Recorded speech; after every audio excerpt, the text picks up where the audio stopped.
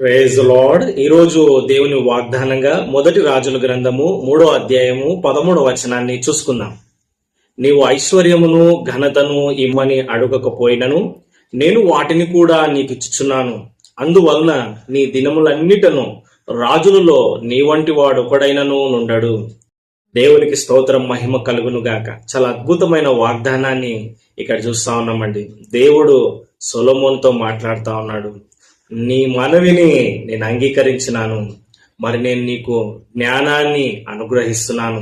అదే కాదు, నీకు ఐశ్వర్యాన్ని, మంచి ఘనతను కూడా నేను ఇస్తున్నానని దేవుడు సొలొమోను రాజును ఆశీర్వదించినాడు.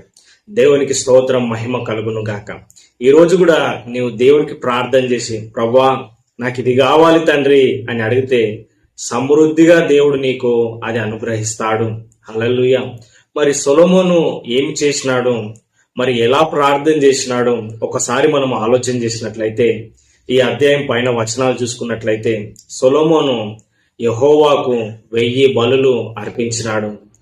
దేవునికి కృతజ్ఞతా బలులు అర్పించినాడు. దేవుని మహిమపరిచినాడు. తర్వాత దేవుడు మరి ఇతని యొక్క బలులను అంగీకరించి రాత్రి స్వప్నమందు సొలొమోనుతో దేవుడు మాట్లాడుతున్నాడు. సొలొమోను, నీవు అర్పించిన బలులను నేను అంగీకరించినాను.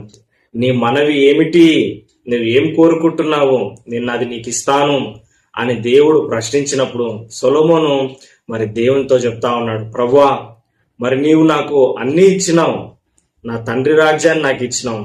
ఇంత గొప్ప రాజ్యంలో అనేక మంది జనాలు ఉన్నారు.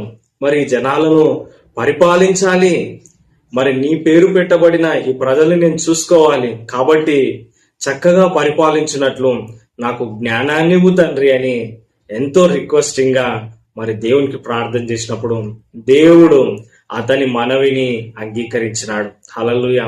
బైబిల్లో రాయబడింది, నీవు ఐశ్వర్యంనైనను ఘనతనైనను దీర్ఘాయువునైనను మరి నీ శత్రువుల ప్రాణాలనైనను నీవు అడగకపోయినందునన్నా మరి నీకు ఇవన్నీ కూడా నేను అనుగ్రహిస్తున్నాను కదండి. ఐశ్వర్యాన్ని అడగలేదు, మరి పేరు ప్రఖ్యాతలు అడగలేదు, మరి ఘనతను కోరుకోలేదు, శత్రుల ప్రాణాలను అడగలేదు, దీర్ఘాయువును అడగలేదు. ఏమడిగినాడండి?